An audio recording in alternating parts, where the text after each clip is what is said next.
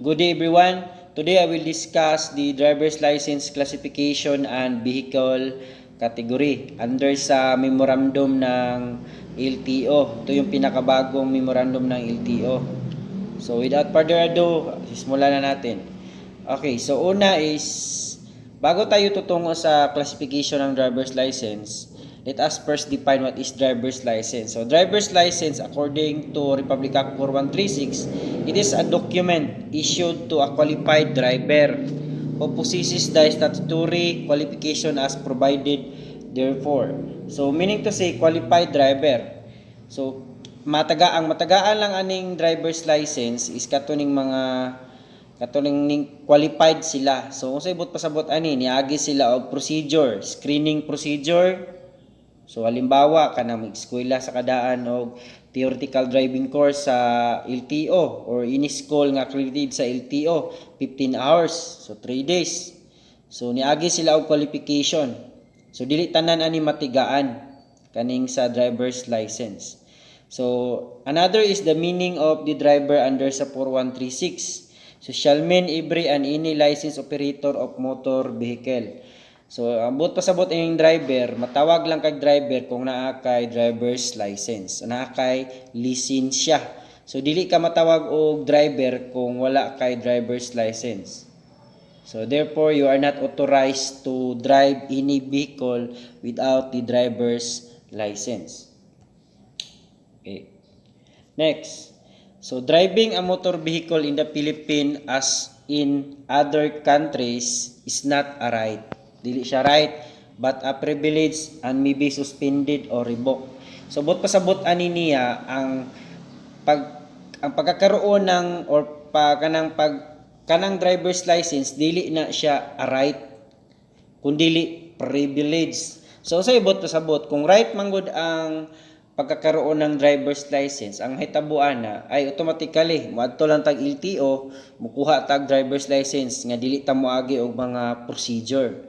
Pero since the same sa other country nga ang driver's license dili na siya right, it is a privilege. Ang buot pasabot ani niya moagi ta og kanang gitawag og procedure, mo comply ta sa mga requirements nga provided under sa Republic Act 4136. So unsay giingon sa 4136, dapat mo palo ta, mo comply ta sa kanang requirements para angkon ta og driver's license, because having a driver license is not a right but it is a privilege. So unsay mga requirements diya?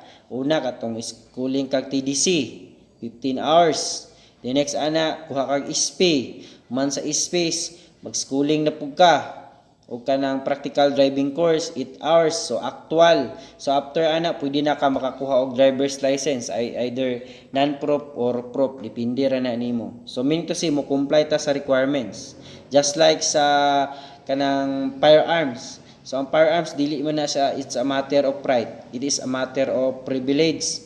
So kung right pa na ang firearms, kanang kuwatag kanang makapalit tag firearms, kung right pa na siya, so automatically daghan kayo or open kayo, pwede rin mo palit o firearms automatically sa mga tindahan. Pero since privilege siya, mo agi ta og proseso, mo comply ta sa mga requirements, just like sa kanang driver's license. Okay, next. Okay, mo ni reason nga nung once mga tang LTO sa dalan, magdakop na sila, din na sila nadakpan isa ka kanang rider, maingon ang rider nga nahabilin niyang driver's license, dili gina siya kanang acceptable nga reason, or dili siya pwede i-consider sa mga LTO.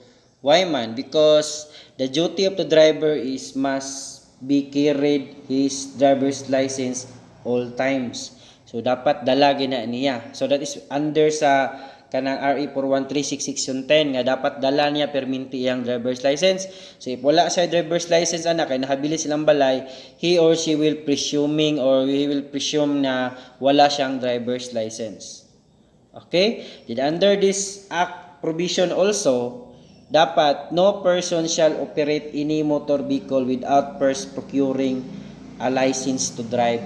So but pasabot ana niya dili jud ka pwede mag-drive kung wala kay driver's license daan. So mukuha jud ka daan ana. Okay? Kung wala pa magi kay non-prop ug prop nga driver's license, pwede ka tong SP lang sa driver's license kaya po na siya. So practice ka. Provided na kay kauban.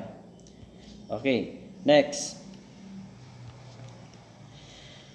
Okay, confiscation of driver's license. So kisamay naghatag og driver's license, di ba ang LTO? So kisamay mo pwede pud makuha ana ang LTO gyapon. Okay? So kanus-a ma-confiscate imuhang driver's license. Kanus-a siya pwede makuha. Okay, una, if nakabayulit ka sa under Republic Act 4136. So unsay mga kanan diri mga violation ani diri? Example ani kanang ga-drive kang hubog, nakabangga ka, nakadisgrasya ka. Then another is local traffic rules and regulation, nakabayulit ka diha. Example kanang naay ordinance ang isa ka municipality nga imong na violate. So pwede na i-confiscate imuhang driver's license. Okay? So if confiscated, if makuhaon imuhang driver's license, the traffic officer must issue a receipt na gitawag og temporary operator's permit or gitawag siya TOP, which is good for 72 hours. Pananglitan makuhaan ka og kanang driver's license kay nakabayulit ka sa balaod. Ang mahitabuan na pwede ka mo drive gyapon sa imuhang motor vehicle provided lang kanang naa kay TOP nga gi-issue sa ilaha. So yung TOP is temporary operator's permit. Kanang pwede ra ka makapadagan nga bisa pag wala na kay driver's license but 72 hours lang. Then kinahanglan si tulo nimo na within 15 days.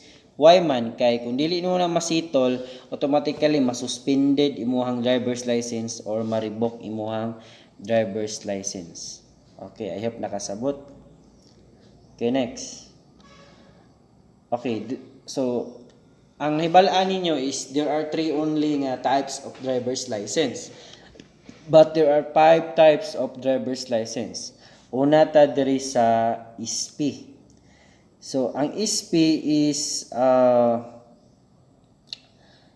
okay, this is the first kanang ang purpose ani SP is to learn how to drive. Okay, mag-practice ka mag-drive. So nahitabo diri sa Pilipinas bali nagpractice ka daag drive usa pa nagkuha og SP, mali siya. Dapat magkuha og SP daan usa pa ka magpractice og drive. Since you are learning to drive, so you must have accompanied by the person nga who have also a driver's license, either prop or non-prop nga lisensya. So mo na siya para valid imong pagpractice sa drive. Kay kung madakpan ka sa karsada nya wala kay kauban nga kanang non-prop or prop ang lisensya, automatically invalid mo ang SP. So pila ang validity sa SP? 1 year. Okay. So pero sa new requirements karon sa SP kanang kinahanglan mag-schooling ka, mag-study sa ka. So put pasabot ani is mo undergo sa ka og 15 hours nga theoretical driving course or kitawag siya og TDC. So mo na imong pag-aagian before ka makakuha SP, because the basic requirements of SP is to kaning gitawag og theoretical driving course 15 hours na siya before ka makakuha og SP. After sa SP automatically makakuha na ka og kanang driver's license, but kinahanglan moagi sa kasagitawag og PDC, practical driving course. Okay, so mo ni siya. So after sa practical driving course kaning gitawag og PDC sa kadaan na PDC mo nim kuhaon daan before ka makakuha og non-prop og prop. Okay, mo na requirements 8 hours ra na siya. So what is non-professional driver's license? So mo na ikaduha nga driver's license. So issued to owners of privately owned motor vehicles. So usually kaning ang pinaka purpose aning mga non-prop nga driver's license para lang ni sa mga Kato itong mga private nga mga sakyanan. Ako na nag-discuss. So ito may ilahan nga mga private ang sakyanan, katong mga white plate ang plate number. Okay, mo na siya. So intended lang na sa mga private nga mga sakyanan, kanang mga non-professional driver's license. So pila edad ani para makakuha ka? Minimum nga iyang edad, that is 17 years old. Next. So new requirements for the non-professional professional driver's license, you must undergo 8 hours practical driving course. So muna kung ingon nyo kaganina nga kinahanglan mo undergo sa ka og kanang 8 hours nga practical driving course. Next nga types sa driver's license is professional driver's license. So when we say professional driver's license, actually kani nga driver's license intended lang ni siya sa mga kani ang purpose gid niya is for hired, issued to a driver for hired or paid for driving or operating a motor vehicle, whether private or PUB. Okay. So example ni kana mga driver sa bus, sa van, kana mga masahero ba. Kung masahero ka, dapat imong lisensya ana is professional. So once mo kag professional driver's license, gi-hired ka para bayaran ka mo drive anang mga sakyanana. Okay. So naka-advantage lang aning proof manggod kaning professional nga proof nga driver's license, pwede ka makadrive o what man, mga private nga mga sakyanan, private o kaning gitawag og PUB, public utility vehicle, sa Bisaya pa pampamaserwan nga mga sakyanan. So pwede ra ka makadrive ani. Pero non-prop gani imuhang driver's license, non-prop lang ka, dapat private ra gyud na imuha ang drivean nga mga sakyanan. Non-prop private ra na imuhang drivean, private ra. So mo na siya ang kalainan sa non-prop ug prop. Okay, next. Ikapat nga driver's license kaning gitawag og military driver's license. Sagaran ani ang tigaan lang ani katong mga enlisted personnel sa Armed Forces of the Philippines nga nagdrive sila og mga vehicle nga owned by the government. Sa mga example ni mga 6x, mga military truck. So muna sila. Din ilang mga sakyanan is naa po na tax cleared for government use only. Okay. Next, ang pinaka-last nga driver's license nga naa ta diri is kanang gitawag international driver's license. So international driver's license is ihatag lang ni sa mga or katuning mga driver's license nga pwede na to maihatag sa mga tao sa laing country nga mani sa Pilipinas. Pero actually pirmiro ana kana ilang driver's license, kung naa sila driver's license sa lain nga country din mani sila dire, so allowed pa na siya. No need na siya mokuha og driver's license diri sa Pilipinas, basta naa siya driver's license sa ilahang lugar kung asa siya gikan. Provided lang nga kana iyang driver's license is valid pud siya. Then kana siya is mo effect lang na siya 90 days kana iyang driver's license. So after 90 days nga nagpuyo diri siya sa Pilipinas, mula pa na siya 90 days na iyang driver's license, automatically muat man sa buhaton niya, mo process na siya sa LTO, din magkuha siya driver's license nga gikan na gyud sa LTO. Okay? Balik ko na ko, pwede ra na iyang driver's license, for example sa Amerika na sa driver's license. Yan sa diri sa Pilipinas. So kinahanglan ba siya magkuha og driver's license? No. Pwede na to iyang driver's license sa iyahang country, but 90 days lang ang effectivity na niya. After ana mokuha na siya og lain nga driver's license nga kanang para gid sa kanang sa LTO gid nga driver's license. Okay, so we'll now proceed to the new license format. Kaning mo na niya karon ang kanang hulagway sa bag-ong driver's license nga porma. Kung magkuha mo sa LTO karon og driver's license, example kanang nanamoy driver's license daan nga non-prop or prop, then dili na mo magdugang og restriction code, automatically dili pwede na mo di makuha ng theoretical o practical driving course. Automatic na mo ma-renew. But mao ni ang porma nga bag-o karon sa LTO. So katong sa una ang nakabutang diri is non-prop or prop, pero ang nakabutang karon diri is driver's license. So asa di makita ang non-prop ug prop? Nasa likod sa ani nga hulagway. Okay. So ang kalainan po ani, ang isa po sa kalainan sa bag-o is kaning na ang restriction code niya is naa diri makita sa anaagya po diri, pero lahi ang restriction code. A, A1, B, B1, B2, BE, C, dayon CE, dayon D. So mo na restriction code. Kaya ang restriction code sa una manggod is okay, 1 2 3 4 paingon sa 8. Pero karon is later na iyahang restriction code. So ato nin tagsa-tagsaon og discuss. Yung kag restriction code, may kag restriction code kanang gi-restrict lang ka nga mao na imong drive-ban ra. For example, sa una na kay restriction code number 1. So ambot pasabot anang 1, pwede ra ka mo drive og what? Nara restriction code number 1. So pwede ra ka mo drive og mga motor at saka yung motorized tricycle. So mura na imong drive-ban. Kung restriction code number 2 ka, vehicle up to 4,500 kg gross vehicle weight. So mo ni sa una. Ang restriction code sa una number, pero karon liter na siya. So ato ning tagsa-tagsaon og discuss. So sa daan mo ni siya. Mo ni siya ang restriction code nara o. So restriction code 1 niya. So ang pwede ra niya drive-ban is what? Motorcycle o motorized tricycle. Okay. So bisan pa og din imuhang diri sa ibabaw, kung diri gani class, driver's license ang nakabutang diri sa karaan is gibutang gyud diri, gi-classify gyud kung unsa gyud na imuhang driver's license. So diri ang nakabutang diri is what man? Nakabutang diri is non-professional driver's license. Sa bag-o karon wala na siya. Sa likod ra na siya makita. So mo ni makita inyo sa likod nga porma. Okay. So this is the restriction code. So driver's license code. So E, E1, B, B1, B2, C, D, BE, CE.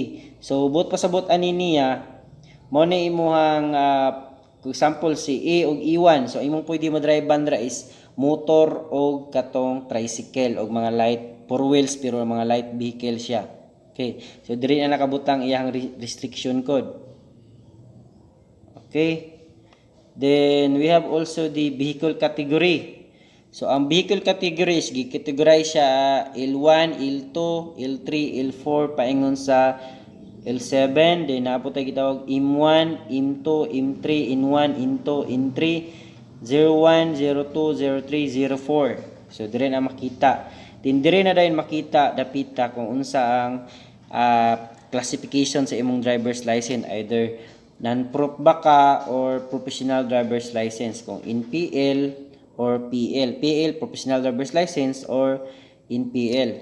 Din dire pod makita kung ang imong transmission sa imong clutch, either ang nakabutang ba is automatic. Kung automatic ang nakabutang sa imuha diri dapita, ang imong drive, ang pwede ra ka mag-drive sa mga automatic lang ang mga sakyanan.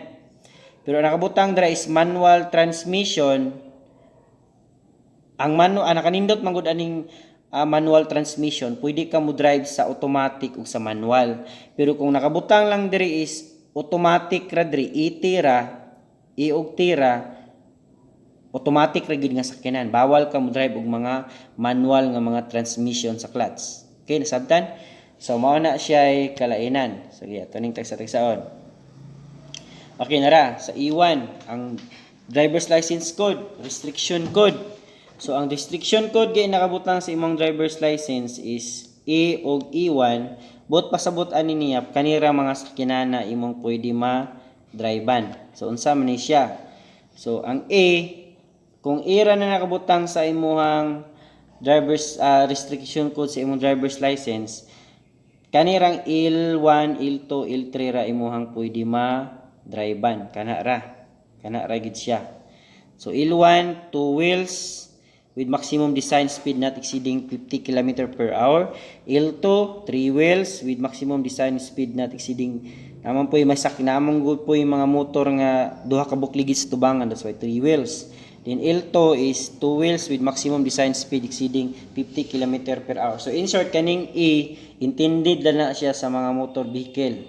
So kung sample, sa imong driver's license, A ra ang nakabutang. So dire ra gyud kataman. Bawal jud ka mo drive og mga tricycle. Pero og E1 imuhang restriction code, pwede ka mo drive og mga tricycle o mga light vehicles nga. Okay, so tara. L4 motorcycle with sidecar. L5 3 wheels sidecar gyapon ni. Sa L6 og L7 kato ni mga 4 wheels pero mga gagmay lang siya. Okay, ang iyahang unladen na mass is not more than 350 kg with maximum design speed not exceeding 45 km per hour or kanang tawag og L7. So mga 4 wheels gyapon ni siya. Okay, so kani siya is para po na siya sa E1. Okay, so imuhang clutch diri transmission pwede manual or automatic. Pero balikon ako kung nakabutang sa imong driver's license manual transmission, manual ra ka mo drive. Pero manual o kanang automatic transmission, balikon ako ang kung nakabutang sa imong driver's license is automatic transmission ET. So pang automatic rig ka nga sakyanan. Bawal ka sa mga manual.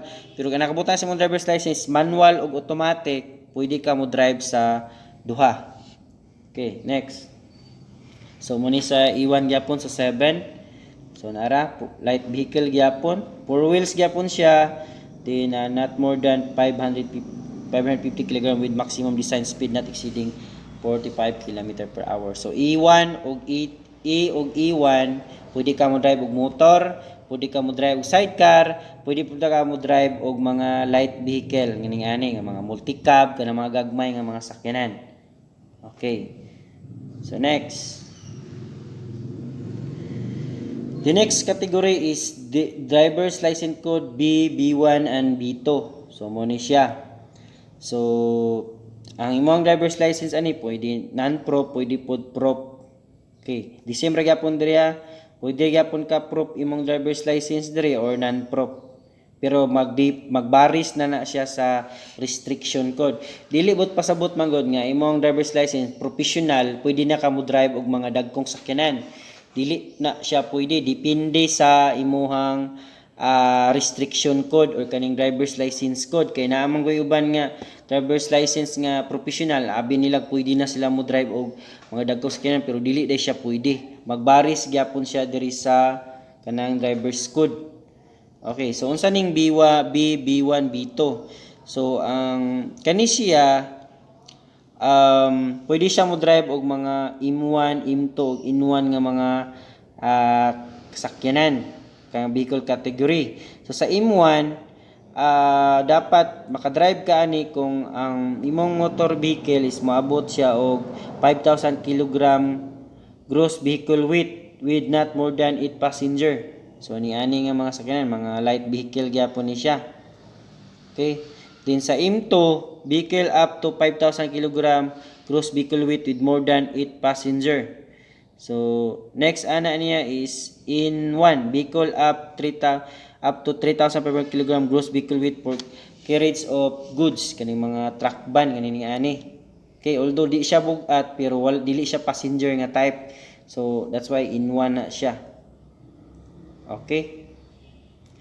So mo na siya. So B1, B2. Okay, so ang clutch ni mo dre pwede siya manual or automatic. Next is C and D, driver's license code. So sa C ug sa D, si C is timan-in ninyo si C is dapat professional nga driver's license ang naa nimo. Dili ka mo ka-drive ani kung dili professional driver's license imuhang driver's license. Wala diri si si non-prop. So bawal si non-prop aning mga sakyanana. Kung gusto ka mo drive og bus o kani mga delivery truck nga mga dagko kayo, kinahanglan imong driver's license is professional. So usa ning mga vehicle. So in 3.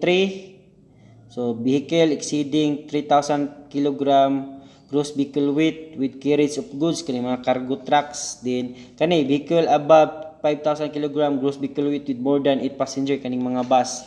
So di ka pwede mo drive og bus kung dili professional driver's license mo ang lisensya. So BE og BE. Wait sa lagi BE din mo ni siya.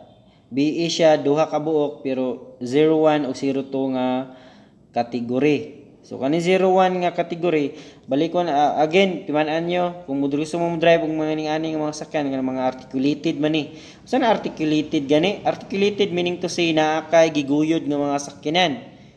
Example ani kanang mga cargo truck kana itong makita natong gikan sa pantalan nga mga truck nga naay guyuron.